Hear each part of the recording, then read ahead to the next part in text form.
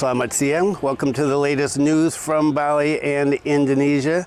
This is July 1st, 2022, and my name is Bruce. And what is the weather like today? It is windy, 18.5 kilometers per hour. The temperature, 31.5 degrees Celsius, and humidity is down today, 54%. That is unusual. Have not seen it down below 60% in quite a while. And it is a beautiful day, and I hope the weather is great wherever you are. There is a lot of stuff today, but really busy today, and so this is going to be short and sweet, I hope. I am not going to talk about the second home visa in case you see something about it today. There was an article in the news yesterday in Tempo because the Law and Human Rights Minister made a written comment about it being available for people, but it's not out yet. There were no details announced. This is just another one of those things. Oh, okay, we've got this and people will be able to use it. Details? No details, and so we're not going to talk about that story. And before we get into the main stories, a couple of more updates. The Holy Wings in Bali, it seems like this has been put on hold. There's some problem with the licensing and documents, and so I have to see how that's going to work out. And the mad Russian who's in jail for trying to steal a motorbike, climbing over the fence to get at it, and then getting the motorbike and then finding out, oh yeah, it's locked. I have to figure out how to get out. I should have thought of that before I got in. Well, anyway, so he's still in jail. He's going to be charged with theft, but whether he's going to go to trial or not is another question. The police really just want to get him out of their hair, like I said the other day, and that story is everywhere on the Indonesian and Balinese news sources that I use. And I'm making the main story today about what? Marijuana, yeah. And you'll see why in just a minute. And behind me, you can see, are the mountains that separate us up here from all the folks down in the south. And that's one of the reasons why we get less people up here. Let's take a look at the numbers, which are up again. Not up good, but up bad. National new cases, 2,248. National recoveries, 1,626. National deaths, 6. Bali new cases, 73. Bali recoveries, 35. And Bali deaths, 2. So the numbers are up. And Koster has been paying attention to this and says not to get lazy because he does not want to see a spike and ruin our recovery, which is doing pretty good now with all the foreigners that we have coming in. And let's take a look at the main story. No, it's not going to be Jokowi and what he's doing. Marijuana, the medical marijuana, and a big surprise. VP Maruf steps into spotlight. Pak Maruf, the vice president, who's the former chairman of the Indonesian Ulema Council, the MUI, waded into the controversial topic of legalizing marijuana. Now, the MUI is, let's say, very conservative. And so he's no longer, of course, the chairman because he's the vice president. But he gave them a request. And what was the request? He requested that they issue a fatwa to allow the use of marijuana for medical purposes. To me, this is unbelievable. If you look at some of the positions that the MUI, the Indonesian Ulema Council, has taken in the past on things like Halloween and Valentine's Day, here is something that is really progressive. For the vice president, good on him. He said the MUI has decided that marijuana use is forbidden as the substance causes problems and therefore the Quran forbids it.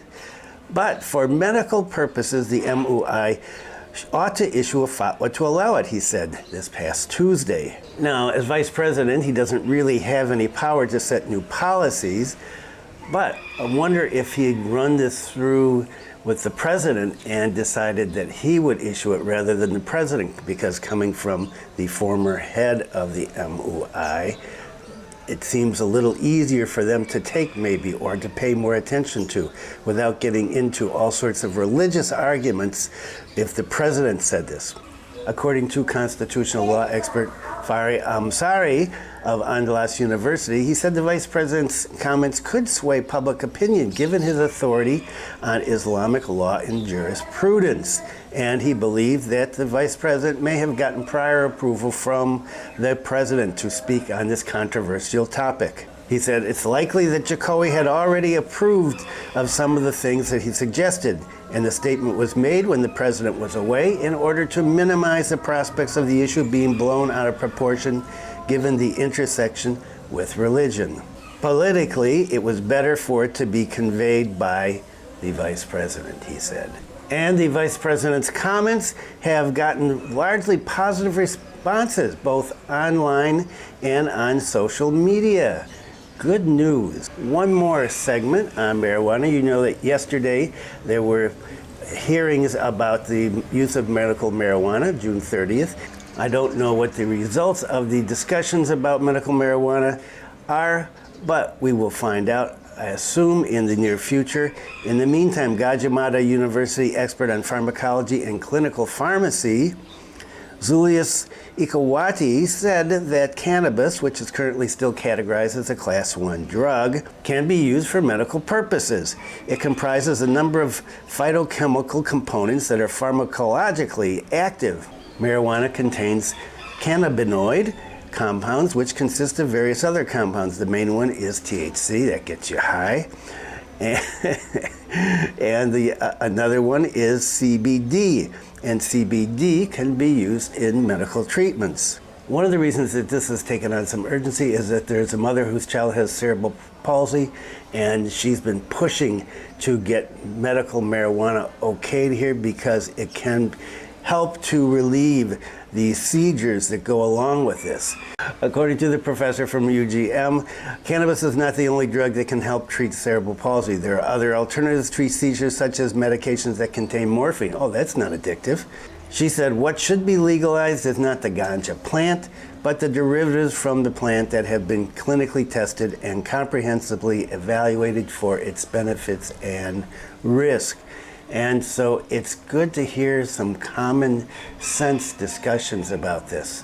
Are we going to see anything positive come out of this? I don't know. We'll just have to wait and see. And more on the North Bali airport. Right, this is like, well, this is like Phoenix rising out of the ashes. I have to laugh every time I hear this story because, well, people have been talking about this for decades. There's still nothing there, but it's got to be brought up all the time. Golkar Bali supports Buleleng air development. The Buleleng air development plan continues. The chairman of the DPD Golkar Bali, Dr. E. Nyoman Sugawa Carey, hopes that the location of the airport, which is projected to balance the economy between the south and the north, I don't think that's going to actually happen that much, will remain in Kubu Adan subdistrict. So Kubu Adan subdistrict is up here, over that way, to the east of us, right? Over by Kubutambahan. According to this, the Bali Golkar Party is of the view that as long as there is no mention that the location of Kubu Adan, it's based on comprehensive scientific study, is not feasible, then the location should not be moved. So they want it to stay there, but there are other people that want it to go that way, to the west, to Gorogak. The chairman said he hopes that the location will not be changed, and according to him, if there are opinions or views based on appropriate scientific studies that show that Gorogak district is good, then he said that both areas can be considered, but that the relevant authority is going to be the central government. And so he said between these two locations, it's up to the central government, and wherever they pick is okay with them, but they would prefer it to be in Kubu Adan. Why? And what about President Jokowi? And so President Jokowi is already left Russia and is either on his way or is in the Middle East right now. President Jokowi offers to take message from Ukraine's leader to Putin. This was a couple days ago. It was not immediately clear how the president of Ukraine, Zelensky, responded to the office made by President Jokowi, or whether the Ukrainian minister had any message that he wished to send to Putin. So the president started out in Ukraine and then yesterday was in Russia meeting with Putin. And the president is particularly interested in tackling the rise in food and energy prices and shortages since the Russian invasion of Ukraine. Ukraine was one of Indonesia's biggest wheat suppliers, but the Russian sea blockade has halted the Black Sea grain exports, threatening a global food crisis. The president said all efforts must be made to ensure Ukraine can resume exporting food. And he underlined the need for safety guarantees for Ukrainian food deliveries, especially by sea. President Jokowi also repeated an invitation to President Zelensky to attend the G20 Leaders Summit in Bali in November. And of course, he's also invited President Putin, so this could be, well, November is still a ways away, but how's that going to work out? And the president did a tour of a town where Ukraine suspects Russian soldiers committed atrocities, but of course, Russia denies these allegations. And what about the president's trip to Russia? Jokowi talks about food, fertilizer supply with Putin. So the president said yesterday that the global food supply issues would not improve if Russian fertilizer and Ukrainian wheat are unavailable. He said he's urged the G7 leaders to ensure sanctions on Russia do not affect food and fertilizer supplies. President Jokowi was at a news conference with President Putin yesterday. President Jokowi and President Putin held a news conference together yesterday after their meeting. President Putin later said that Russia is ready to fulfill Indonesia's demand for fertilizer, telling reporters after the meeting that Russia intends to honor its obligations under contracts for supplies of energy, food, and fertilizer abroad. Jokowi also said that Indonesia will continue cooperation with Russia. Speaking through the translator, he said it was important to move towards a peaceful resolution of conflict in Ukraine. And meanwhile, the Kremlin said it has not decided yet whether or not President Putin will attend November's G20 summit, and said they will decide at the appropriate time. And Western leaders are discussing how they are going to approach the G20 summit if Putin shows up. And British Prime Minister Boris Johnson called on leaders not to boycott if the Russian president does decide to attend. And the president offered to be a mediator between Ukraine and Russia in order to get a ceasefire. Is he going to be successful on that? At this point, doesn't look like it, but we'll just have to wait and see. And on the domestic front, bad news for some people. Indonesia's electricity rates rise starting tomorrow. Well, it's actually today, because the story is from yesterday. The tariff hike is not going to affect all 37 customer groups of state power company PLN. Tariff increases are for 5 categories of customer: households 3,500 VA and above, R2 and R3, and government groups P1, P2, and P3. I have no idea what P1, P2, and P3 are. Business and industrial customers, including subsidized customers, are not subject to the hike. The new tariffs are valid from July until September 2022. The Energy Ministry's Director General of Electricity, Mulyana, said in a press conference that it's been 5 years since the government last adjusted electricity rates in 2017, although electricity commodity prices continue to rise. Rates are going to increase, Rates are going to increase between 17.64 and 36.61%. Wow, that is a huge spike. It will follow the quarterly tariff adjustment mechanism for non-subsidized customers, taking into account a number of factors such as the currency rate and coal price. And if you notice your electricity bills going up, leave a comment below. And onto vaccines and boosters. As I said, Governor Koster is concerned with the rising number, and so he's pushing booster vaccination. Accelerate booster vaccination. Balinese people who are not willing to be vaccinated, not served at the village office. So the governor wants to reach an 80% achievement of booster vaccination in Bali, and he has asked for all components from the provincial district health offices, Polda, Kodam, and Perbakel Bendesa to move together to get people vaccinated. And he said, I asked the head of the Bali Provincial Health Office to monitor this. Residents who don't want a booster should not be served when they need services at Custom Service Office or Bendesa Adat. And so we're back to that. If you've been watching this channel for a long time, you remember when we first started the vaccinations here, people were very slow to get it, and the governments of the regencies, one after the next, started by saying, okay, you don't want to get vaccination, don't get a vaccination. You need a new KTP, you need somebody to come and sort something out for you, you need some kind of documents taken care of. Don't come to us unless you can prove you've been vaccinated. And so it looks like we're getting back to that with the boosters. The governor said he's considering issuing a new circular. And he said, if you don't get booster, you may not be able to travel, get on a plane and do other things. And so, better to get a shot now. Distribution of booster vaccines in doses are as such. Denpasar City, 3,000 a day. Badung, 5,000 a day. Gianyar, 1,000 a day. Tabanan, 1,000 a day. Klungkung, 1,000 a day. Buleleng, 3,000 a day. Karangasem, 1,000 a day. Jembrana, 1,000 a day. And Bangli, 800 per day. And the governor suggests going to malls, markets, the beach. Get out, be creative, get people vaccinated. And the governor noted that with all the people coming in, all the tourists coming in, taxes are going up, and the regencies are getting some more money. And he said, don't put that in jeopardy. Don't be lazy. It was interesting, he said.